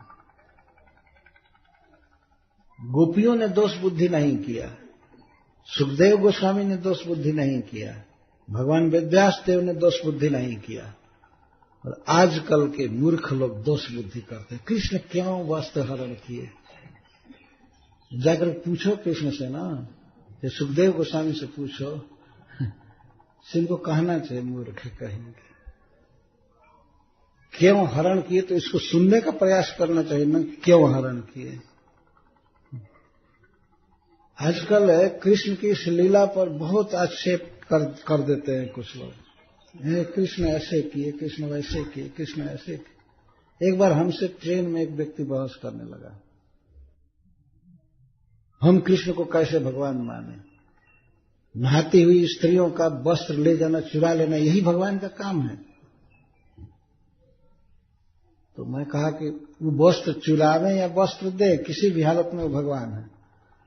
तो उसने तो बहस करने लगा। तो मैं कहा कि अच्छा, तुम आप सुने हैं कि कृष्ण ने करोड़ों मीटर वस्त्र भी किसी स्त्री का बढ़ाया था, द्रौपदी जी का, सुने हैं? तो वो कहता है हाँ सुने हैं, लेकिन हम उसको सत्य नहीं मानते। तो मैं कहा तो इसको भी सत्य मत मानो, तुम मानो ही मत। जब तुमको नहीं मानना है तो आधी बात को मानते हो, आधी बात को नहीं मानते हो, ये तो कोई उचित नहीं है। इसको कैसे तुम मानते हो कि गोप कुमारियों के वस्त्र को चुराया कृष्ण ने? ये लिखा है, तो वो भी तो लिखा है ना।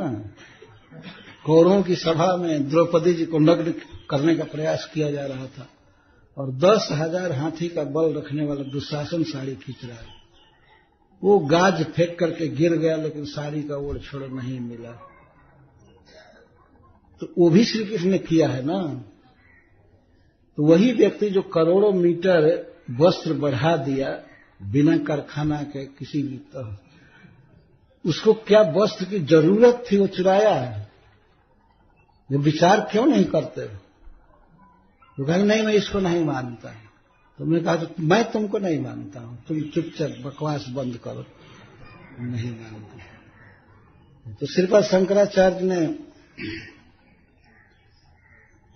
शारीरक भाष्य में, ब्रह्मसूत्र के भाष्य में उन्होंने एक न्याय लिखा है, अर्ध कुकुट न्याय। कुकुट मुर्गी को कहते हैं, अर्ध मुर्गी न्याय इसको कहेंगे।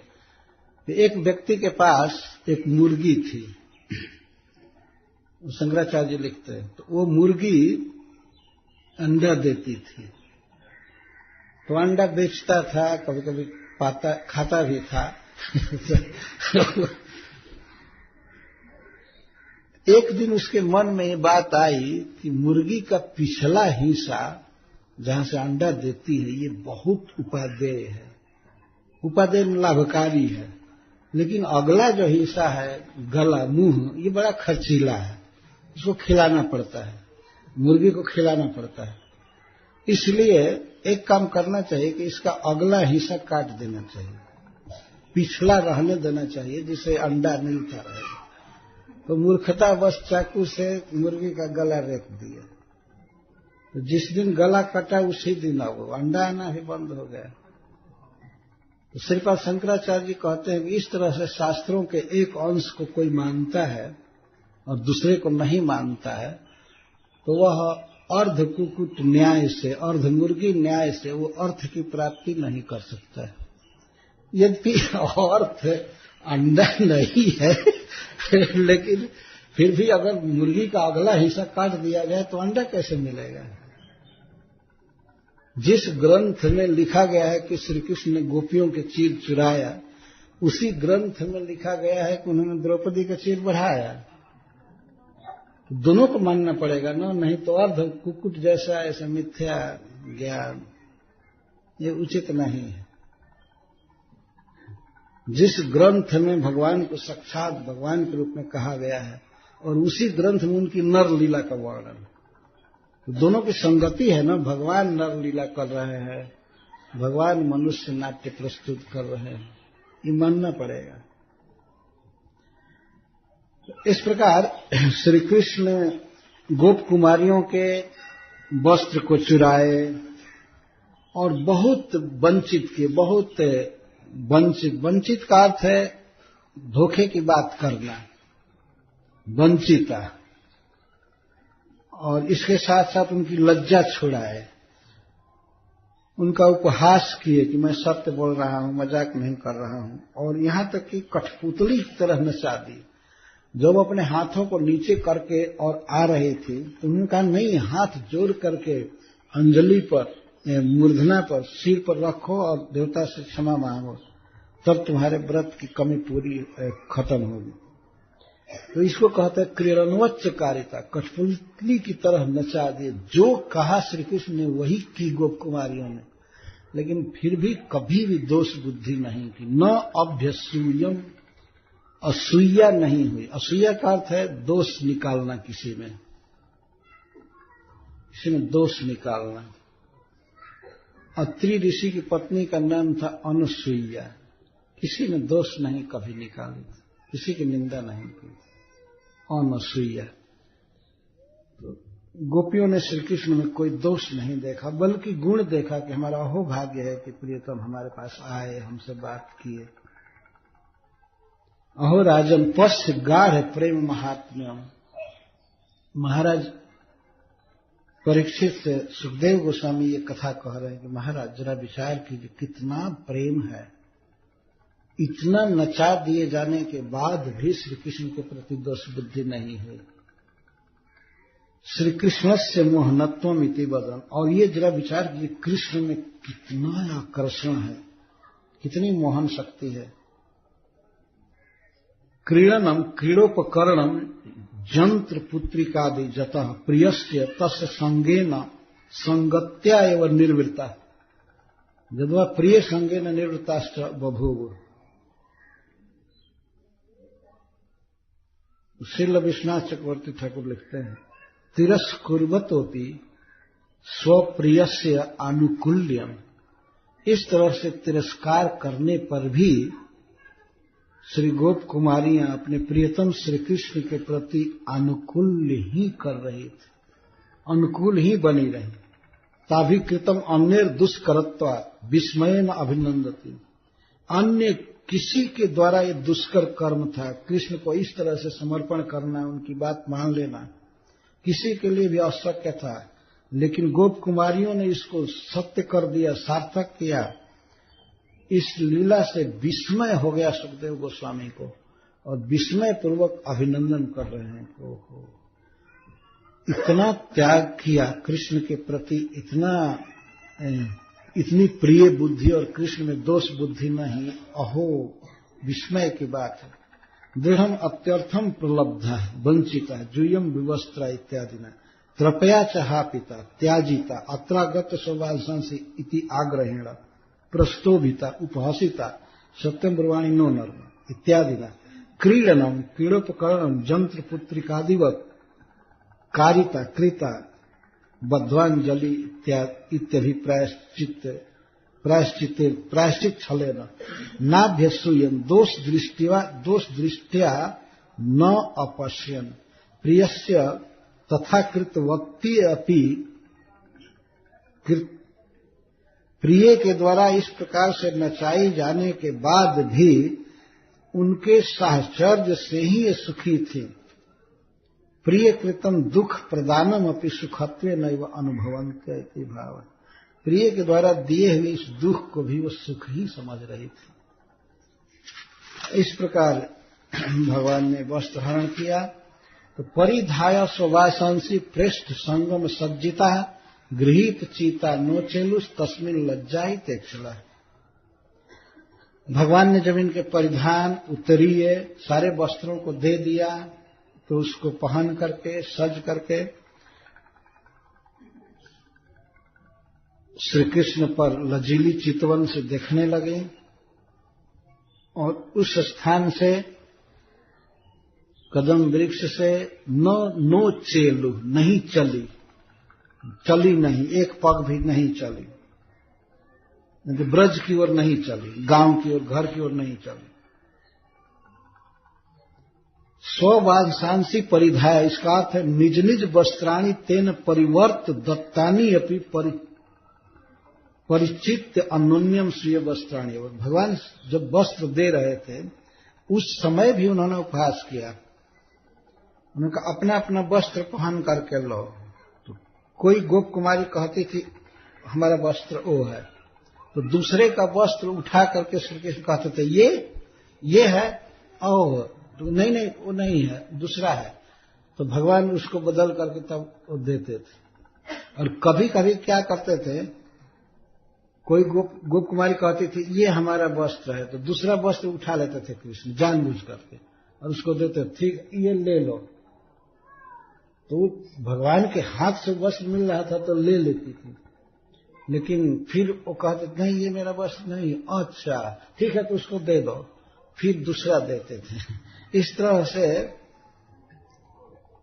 देर कर रहे थे भगवान। अच्छा ये आपका वस्त्र नहीं है, इसका वस्त्र है।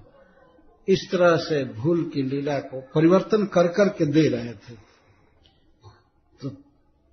तो इस प्रकार से जब वस्त्रों को भगवान ने दिया, उसको पहन ली, तो पहन करके लज्जा के सयाप गमे सती गृहीत सीता, गोपियों की लज्जा तो चली ही गई थी। अब जब वस्त्र पहन लिए तो लज्जा का कोई प्रश्न नहीं था।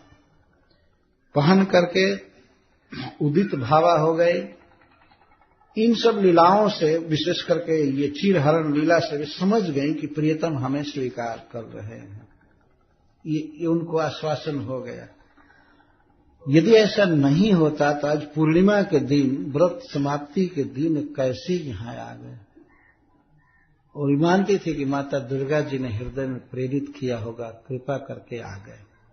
मनुष्य भाव में कभी कभी ऐसा सोचती थी कि माता दुर्गा जी का हम लोगों ने पूजन किया तो दुर्गा जी कृष्ण के हृदय में बैठ करके उनको प्रेरित करके हमारे पास लाई। तो पृष्ठ संगम सज्जिता, अपने प्रियतम के साथ होने पर ही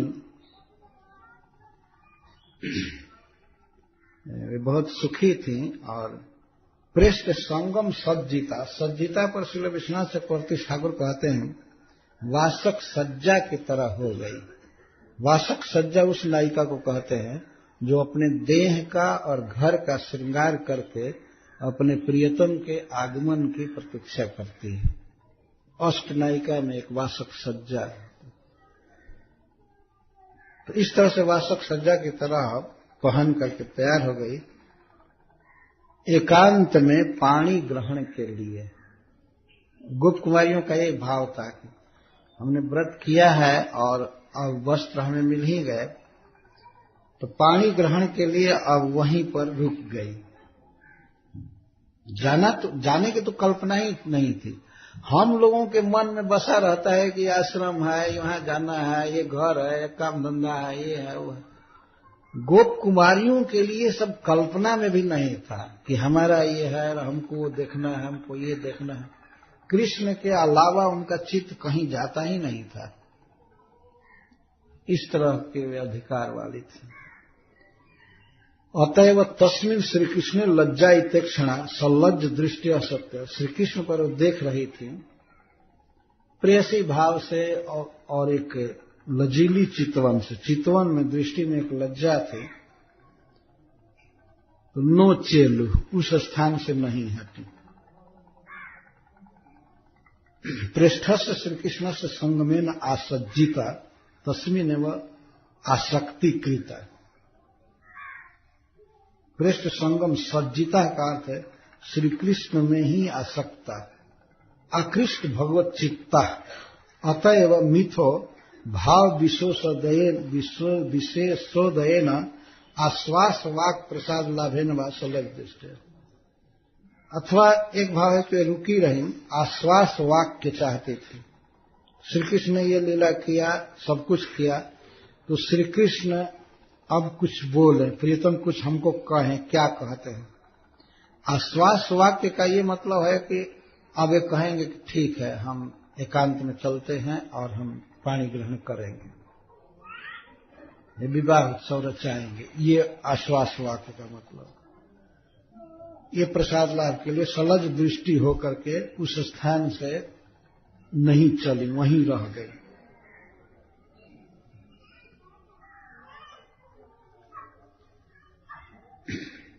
पृष्ठस्य संगमेन सज्जिता तस्मिन एवं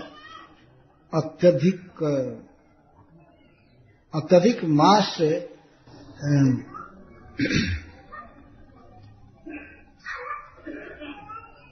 अधिक मास से त्रैकृता यथा कृष्ण। श्रील विश्वनाथ चक्रवर्ती ठाकुर कहते हैं जिस तरह से श्री कृष्ण ने गोपियों के चित्त को हर लिया था, तो इसी तरह से गोप कुमारियों ने भी श्री कृष्ण के चित्त को हर लिया था। मय्यता परमाशक्ता भगवान ने स्वयं कहा है, और उनके लिए भी कहा गया है श्री कृष्ण गोप कुमारियों में आसक्त थे। तो श्री कृष्ण का प्रसाद, श्री कृष्ण का आश्वास वाक्य पाने के लिए वहां रुकी।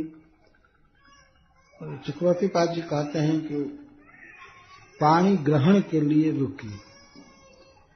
तो तासाम विज्ञाय भगवान स्वपाद स्पर्श काम्यया धृत व्रता नाम संकल्पम आह दामोदरो बलः। भगवान दामोदर जो प्रेम के वश में मां जशोदा के द्वारा उखल में भी बांध दिए गए थे। जितना भक्तों के प्रेम के वश में है वही प्रभु ये देख लिए कि स्वपाद स्पर्श काम्यया स्वस्य पादयो स्पर्श पत्नी त्वेन भक्त्या अत्यंत सानिध्यम। भगवान ने देखा कि मेरी पत्नी बन करके और भक्ति से मेरे चरणों का स्पर्श चाहती हैं, विशेष करके चरण संवाहन करना चाहती हैं, भगवान की सेवा करना चाहते हैं। कृष्ण ने देखा कि हमारी पत्नी के भाव से हमारी चरणों की सेवा चाहती हैं, स्पर्श चाहती हैं, चरण स्पर्श स्वपाद स्पर्श काम्यया,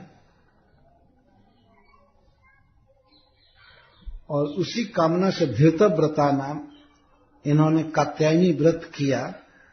तो उन कुमारियों के संकल्प को अर्थात अपने चरण के सेवा की लालसा को, संकल्प को विज्ञाय, विशेष रूप से ज्ञाय जान करके अबला आह,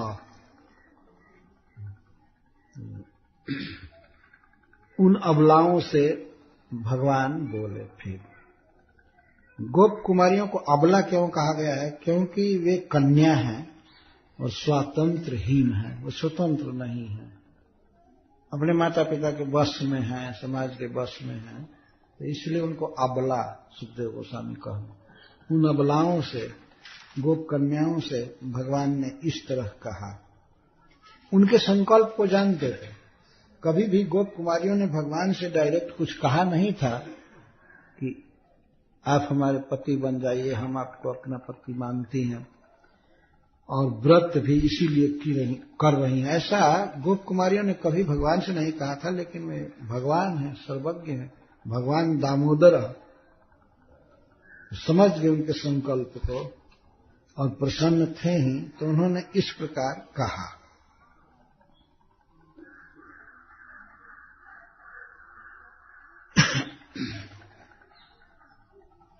भो रसिक शेखर, पहले तो गोपियों ने कहा भगवान से कि हे रसिक शेखर, अस्माभिर व्रत फलम प्राप्तमेव जद असाधारणम विडंबनम त्वया कृतम तेनापि प्राणा न निर्यापिता।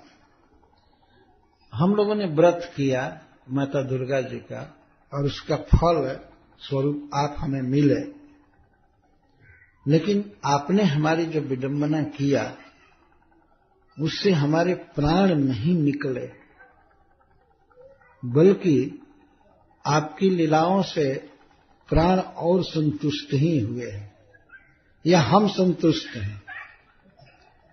पहले तो आपने जल से हमें निकाला और अनेक चातुर्य सृष्टि से हमारे सर्वांग का निरीक्षण किया आपने, हमारे नीचे के पहनने वाले वस्त्रों को अपने स्कंध पर धारण किया,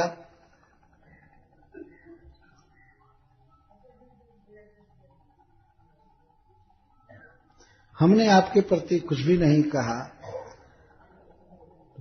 फिर भी हम चाहते हैं कि आप हमसे कुछ बोलिए, हमको आश्वासन दीजिए, आप कब हमें अपने पत्नी के रूप में स्वीकार करेंगे, कब हमारे साथ रहेंगे, कब हम आपके चरण कमलों की सेवा करेंगी। पाद स्पर्श, वैसे पाद शब्द बड़े लोगों के सारे शरीर के लिए कहा जाता है, जैसे श्रीधर स्वामी को स्वामी पाद कहते हैं।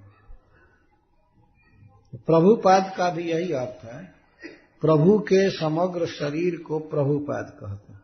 पाद सब बड़े लोगों के सारे शरीर को चरण से ही कहा जाता है, ये नियम है। साधुओं से अगर पूछा जाता है कि आप कहां से आए, तो ऐसे नहीं पूछा जाता है कहां से आसन आया, कहां से श्री चरण आया, ऐसे पूछते हैं। ये शिष्टाचार की भाषा है। आसन कहां से आया, साधुओं से पूछते हैं। आसन से मतलब आप, आसन कहां से आया, तो इसका मतलब ये नहीं कि आसन भेज दिया गया बिल्टी और आप बाद में आए। आप कहां से आए, परंतु उसको ऐसे कहेंगे कहां से आसन आया, कहां से श्री चरण आया। तो श्री कृष्ण के स्पर्श की कामना, मतलब सब प्रकार से उनकी सेवा की लालसा गोपीजनों को थी और संकल्प था, और इसी के लिए उन्होंने व्रत किया था। तो भगवान इसको कह रहे हैं, संकल्पो विदितः साध्यो भवति न मदर्शनम। सबसे पहले श्री कृष्ण संबोधन करें साधव्य, साधव्य, हे परम प्रेम व्यवसाय गुण रूपवत्य। साध्वी, भगवान के मुख से गोप कुमारियों के लिए साध्वी शब्द निकल रहा है। हे साध्वी या हे पतिव्रता शिरोमणे,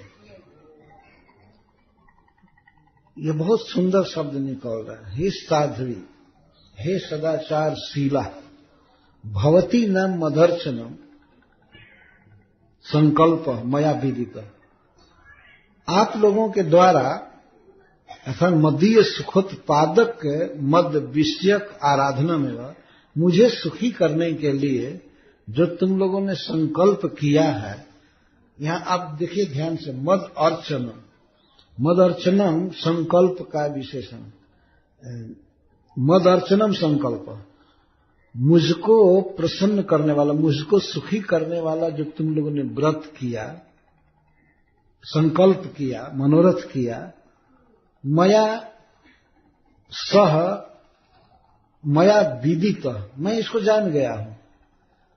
यद्यपि तुमने कभी विज्ञापन नहीं किया इसका मेरे प्रति, लेकिन मैं इसको जानता हूं कि मुझे सुखी करने के लिए तुम लोगों के मन में संकल्प है पत्नी बन करके, तो सह मया अनुमोदित, मैं इसका अनुमोदन करता हूं।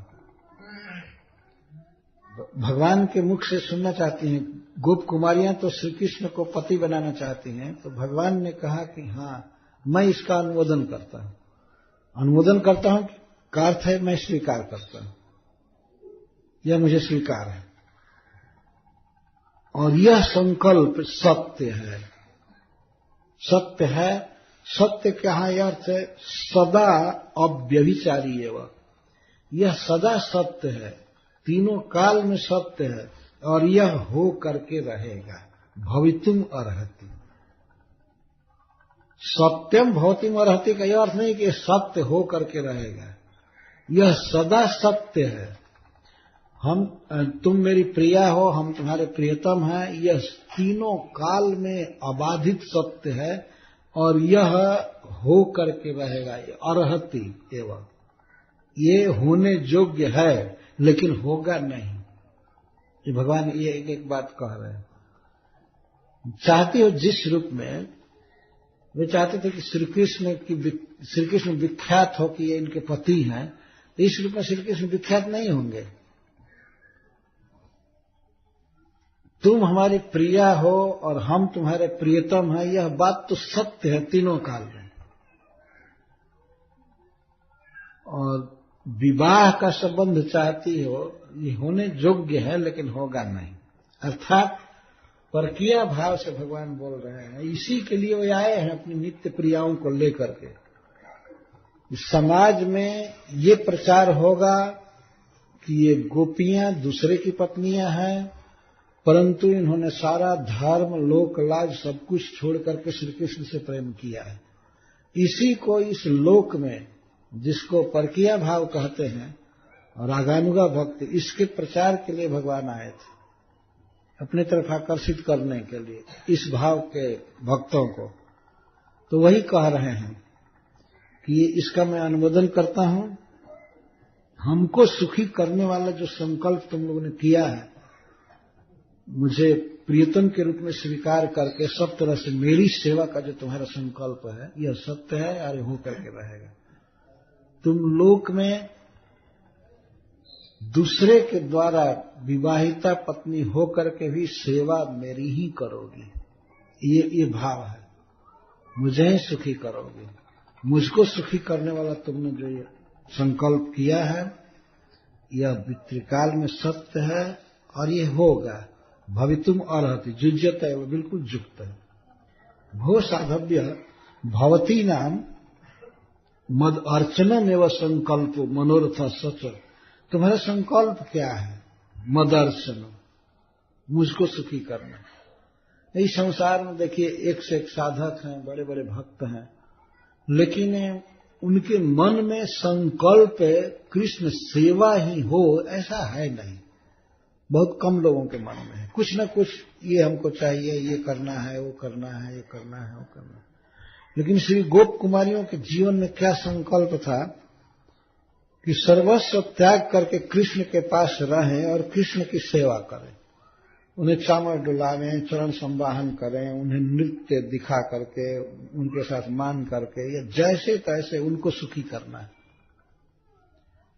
श्री गोपियां अपने देह का श्रृंगार इसलिए करती थीं कि श्री कृष्ण देख करके सुखी हों। उनका शरीर, उनका मन, उनका प्राण, उनका धन, उनका सब कुछ केवल कृष्ण के लिए था। तो भगवान उसका कह रहे हैं कि हम अनुमोदन करते हैं, हमें बहुत खुशी है और हम प्रसन्न हैं कि तुमने हमारे लिए ऐसा संकल्प किया है, और संकल्प ही नहीं किया है बल्कि व्रत भी किया है। माता दुर्गा जी का जो व्रत तुम लोगों ने किया है वास्तव में मदर्शनम, मेरी ही पूजा है, यह भी एक प्रकार से उन्होंने कह दिया। क्योंकि जिसमें मन लगा था, जिसका कीर्तन गा रही थी, उसी की वो पूजा हुई। उनको विश्वास था कि मां दुर्गा ऐसा करने से हमें वरदान देंगी और कृष्ण हमें पति रूप में मिलेंगे। तो पूजा के समय में वो केवल कृष्ण का ही चिंतन कर रहे थे और कृष्ण का गुणगान कर रहे थे। अतः माता दुर्गा की पूजा भी अंततः कृष्ण पूजा में प्रतिफलित हुई। भगवान स्वयं कर मदर्शनम, मेरी अर्चना, अथवा मदर्शनम संकल्प का अर्थ मुझे सुखी करने वाला संकल्प तुम लोगों ने किया जब से, मया विदिता और मया स असौ अनुमोदिता, और मैं उसका अनुमोदन करता हूं।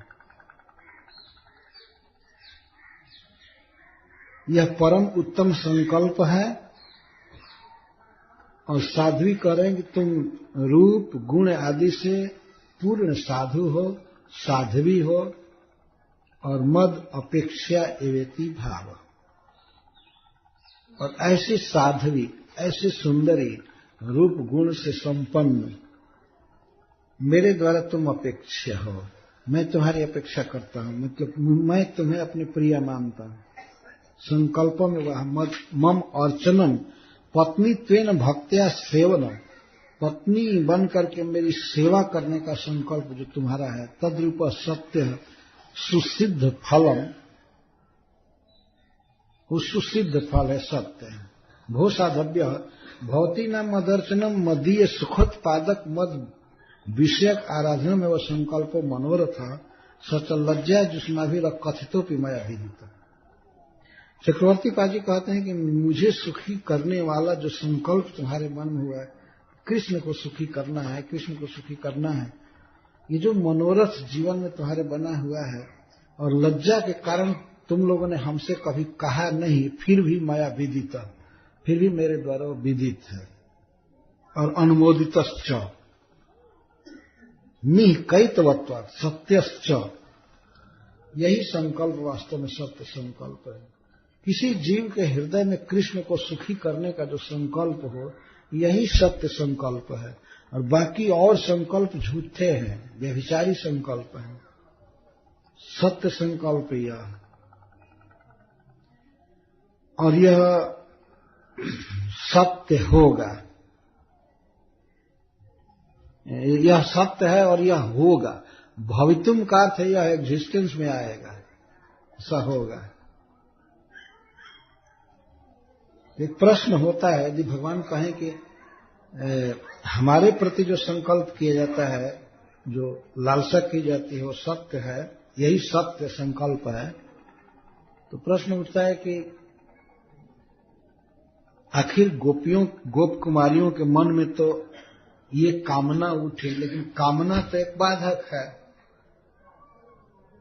कोई किसी प्रकार की इच्छा होना एक श्रेयस जीवन में बाधक है। तो भगवान कहते हैं न मैया सिद्ध्यम कामः कामाय कल्पते, मेरे प्रति जो कोई संकल्प करता है, कामना करता है, मुझसे संबंधित, मुझसे कुछ मांगता है या मेरी सेवा करना चाहता है कुछ भी, तो वह फिर अन्य बंधन पैदा नहीं करता है, अन्य विषयांतर कामोपभोग पैदा नहीं करता है। भगवान श्री कृष्ण के प्रति जो कामना की जाती है, तो कामना इतना परफेक्ट है और इतना मधुर है कि उस काम के अलावा, कृष्ण सेवा के काम के अलावा और कोई काम का उदय हो ही नहीं सकता है। जैसे भूंजा हुआ अनाज और क्वथित उबाला हुआ अनाज दूसरा बीज पैदा नहीं कर सकता है, इस तरह से मेरे प्रति जो कामना होती है, संकल्प होता है, वह दूसरे फिर भोग में डालता नहीं है। मय्यावेशित धियम कामः कामाय न कल्पते, मुझमें जिनका चित्त आविष्ट है, मई आवेशित धिया, जिनकी बुद्धि मुझमें आविष्ट है, उनका काम कामाय न कल्पते। इसको ऐसे समझेंगे, जैसे मान लीजिए कोई बीज है, जौ या गेहूं, तो जब तक उसको भूंजा नहीं गया है या पानी में उबाला नहीं गया है, तब तक उसको रोपने पर बीज पैदा होगा दूसरा। तो इस तरह से मनुष्य के जीवन में जो अन्य कामनाएं हैं कृष्ण के अलावा, कृष्ण के अलावा जो कामना है दूसरे से पूर्ति कराना चाहता है, तो वह कामना अन्य अनेक कामनाओं को जन्म देती है, क्योंकि वो परफेक्ट नहीं है, पूर्ण नहीं है। एक कामना के बाद अनेक कामनाएं, एक कामनाएं, एक कामनाएं, एक कामनाएं। जैसे कोई व्यक्ति मान लीजिए संसार में कोई स्त्री है, विवाह करती है किसी पुरुष से, उसका काम है, उसकी कामना है कि हमको सुख मिले या उसको सुख मिले, परंतु विवाह के बाद भी उनकी अनंत हजारों कामनाएं जन्म लेती हैं, हजारों कामनाएं। इसका मतलब उसमें सुख स्वरूप नहीं है। वो कामना जो पहली थी सुख स्वरूप अपने में नहीं है, उन दोनों से और कामनाएं उत्पन्न होती हैं, और कामनाएं उत्पन्न होती हैं, ये मिले वो मिले वो मिले। तो काम जो है वो अग्नि है, वो दुख का, यही संस्पर्जा होगा दुख योनय, दुख की योनियां है। लेकिन भगवान कहते हैं मेरे प्रति जो काम है वो दुख उत्पन्न नहीं करता है, वो अपने आप में वस्तु सद्गुण से, मैं चूंकि चिन्मय हूं और जीव का अपना प्रिय हूं, मेरे प्रति जो काम किया जाता है, लालसा की जाती है, कामना की जाती है, तो अपने आप में परमानंद स्वरूप, सुख स्वरूप है। इसलिए अन्य कामना का उदय नहीं होता है।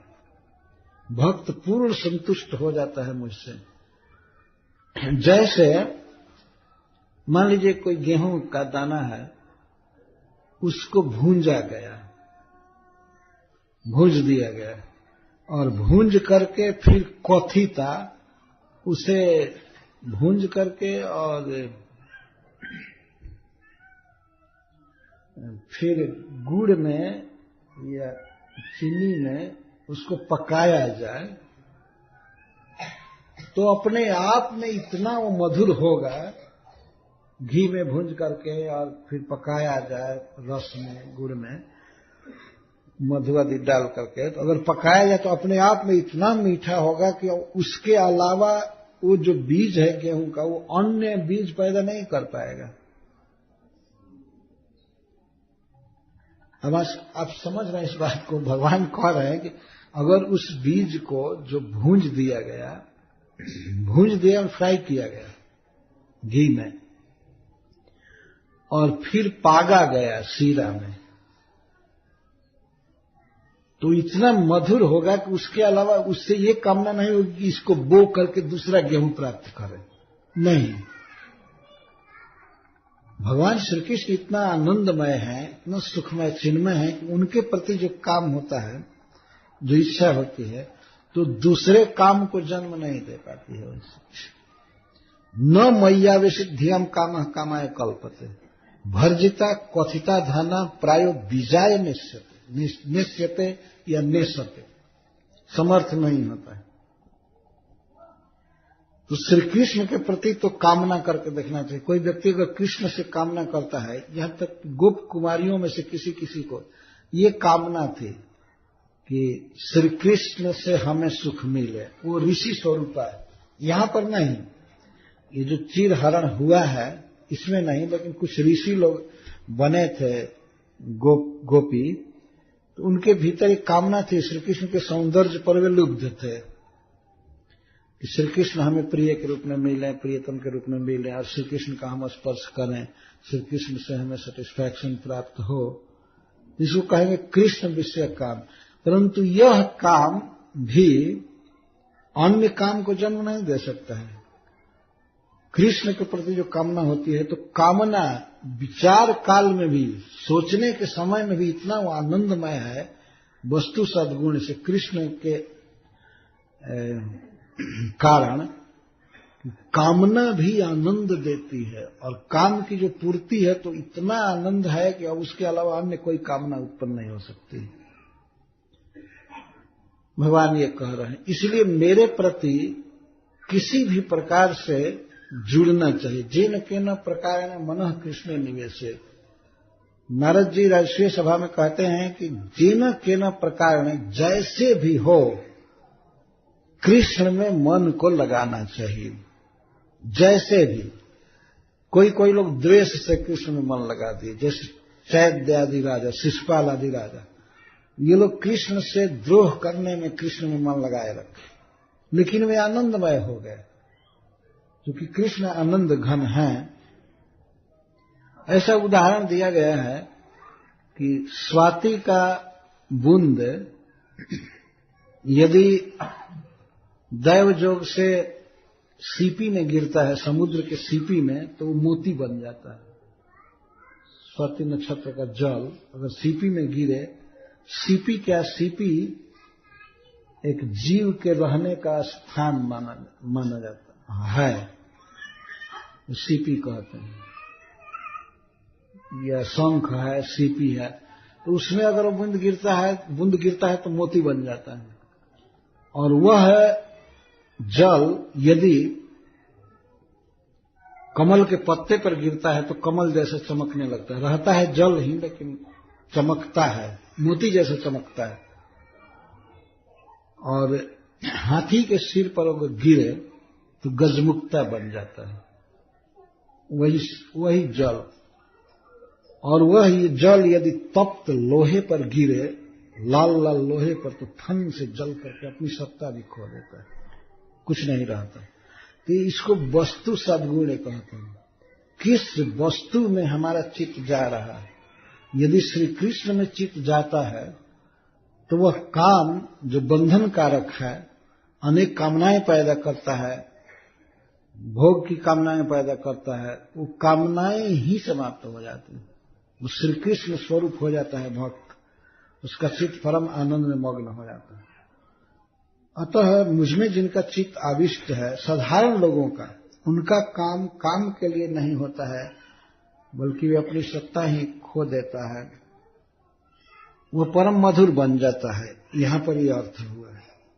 धाना शब्द का अर्थ है भ्रष्ट जव, सिद्ध स्वामी का पहले से ही जो भ्रष्ट जव है, जिसमें उत्पादन की क्षमता नहीं है, उसको धाना।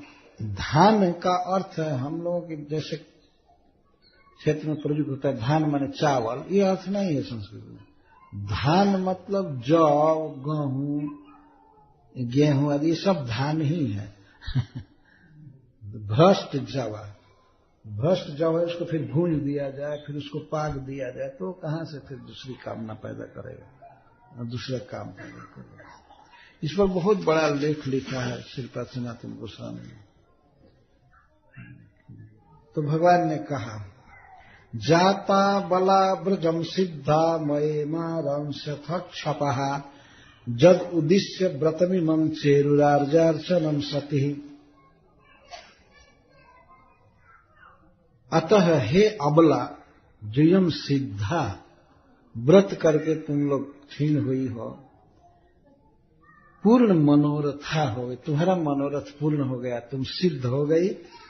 अतः ब्रजम जात, तुम अपने गांव जाओ, अपने घर जाओ, ब्रज में जाओ। ब्रजम जात गच्छत मया सह इमाः मेरे साथ तुम्हारा इन रात्रियों में, छपा माने रात्रि, इन रात्रियों में, आगामिनी शारदी रात्रियों में रंस्यथ विहार करोगी, रास विहार होगा। आगामी इमा शब्द भगवान कह रहे हैं आश्वासन के लिए कि बस अब क्या है, तो आने ही वाली है रात्रियां। यह एक भाषा है। गोइल माघ 29 दिन बाकी, जैसे इधर कहते हैं एक दिन माघ चला गया 30 दिन में, तो तब तो चला गया। गइल माघ 29 दिन बाकी, अब तो 29 दिन ही बाकी है, तो चला गया। भगवान भी इसी तरह से बोल रहे हैं। इमा का अर्थ है ये, छपा। अब इन रात्रियों में, अब क्या है, साल भर के अंदर ही आने वाली है। भगवान अगहन के महीने में ये बात बोल रहे हैं, पूर्णिमा को, पूछ ही समझिए 10 महीना और रह गया, 10 महीना भी नहीं। छपा शरद की रात्रियां आश्विन और कार्तिक, और आश्विन कार्तिक अगहन 3 महीना पूरा हो चुका है, 9 महीना रह गया। केवल 1 महीने के व्रत से साक्षात भगवान जिनको मिल गए, और इतना सुंदर आश्वासन दे रहे हैं कि आगामी शरद काल की छपाओं में, रात्रियों में मेरे साथ तुम्हारा विहार होगा, रास विहार होगा। कितनी आनंद की बात। 1 महीने की साधना से भगवान प्राप्त हो। वास्तव में तो नित्य ही प्राप्त हो, नित्य ही प्रिया है, लेकिन बाहर रूप से देखा जाए तो 1 महीने के व्रत का यह फल है। तो तुम लोग जाओ, और जिसके लिए हे सतियों, भगवान सत्या शब्द का प्रयोग कर, सती गोप कुमारियों के लिए परम पतिव्रता कह रहे सती, तुम लोगों ने जिस मनोरथ की पूर्ति के लिए, जद उद्देश्य, जिस उद्देश्य से इदम आर्जार्चनम, ये जो आर्जा मतलब कात्यायनी दुर्गा जी की अर्चना की है, जिस उद्देश्य से तुम लोगों ने दुर्गा जी की आराधना की है, व्रत किया है, वह संकल्प तुम्हारा पूरा होगा। आगामी शरद काल की रात्रियों में मेरे साथ तुम्हारा विहार होगा। अतएव जात, इसलिए तुम जाओ। छपा व्याप वंशथ, शरद काल की रात्रियों में मेरे साथ तुम्हारा रास विहार होगा, तुम क्रीड़ा करोगी, सुख विशेष पाओगी और मुझे सुखी करोगी। भगवान ये वरदान दे रहे हैं। सबसे बड़ा सुख जो भगवान ने दिया गोपियों को, वो था रास विहार।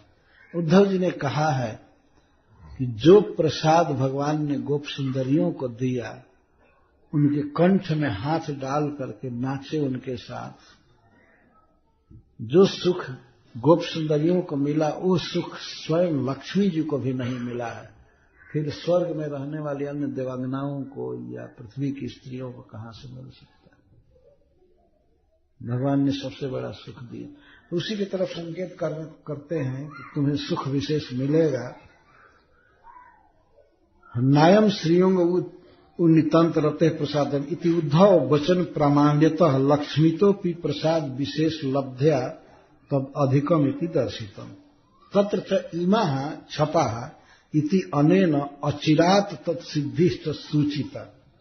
ये रात्रियां कह करके भगवान अचिरात उसकी सिद्धि कह रहे हैं। अथवा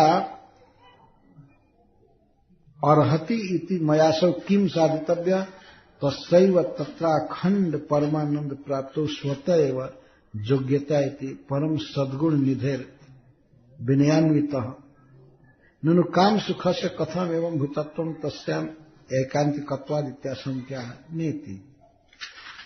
उसको इस प्रकार जब श्री भगवान ने उस शुभ समय का भी संकेत कर दिया कि आगामी शरद काल की रात्रियों में मेरे साथ तुम्हारा विहार होगा, तब सुखदेव गोस्वामी भी प्रसन्न होकर के ये कथा कह रहे हैं। इत्यादिष्टा भगवता लब्ध कामः कुमारिकः ध्यायन्तस्तत्पदाम्भोजं कृष्णा निर्विविशुर्व्रजम्।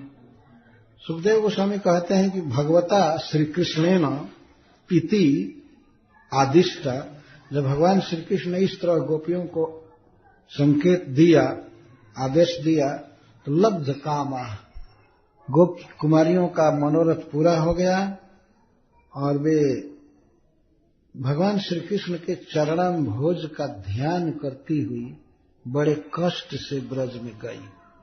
जमुना तट से बड़े कष्ट में ब्रज में गई। उस समय श्री कृष्ण का चरण देख कर ध्यान कर रहे थे।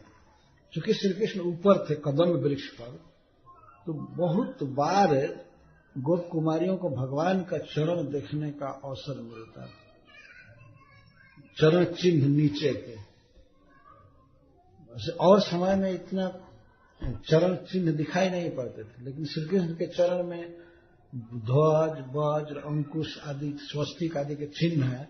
उनको बार बार देखे थे। तो जब प्रीतम ने आग्रह किया, नहीं तुम घर जाओ, आगामी शरत काल में हमारा तुम्हारा मिलन होगा, विहार होगा, तो बड़े ही कष्ट से वे गई। जाना चाहती नहीं थी, लेकिन प्रीतम चाहते थे, इसलिए गई। तो कृच्छेण ध्यायन्तस्तत्पदाम्भोजम, भगवान के चरण कमलों का ध्यान करती हुई गई। अथवा पदाम्भोज शब्द से उनके समग्र शरीर का है, उनका चिंतन करती हुई। मन तो वहीं रह गया, वे शरीर से केवल गई, ये भाव है। मन कृष्ण में ही था और शरीर से वे ब्रज में गई। ब्रजम निर्विविशु, ब्रज में प्रवेश की, ये अर्थ है। ब्रज में प्रवेश की।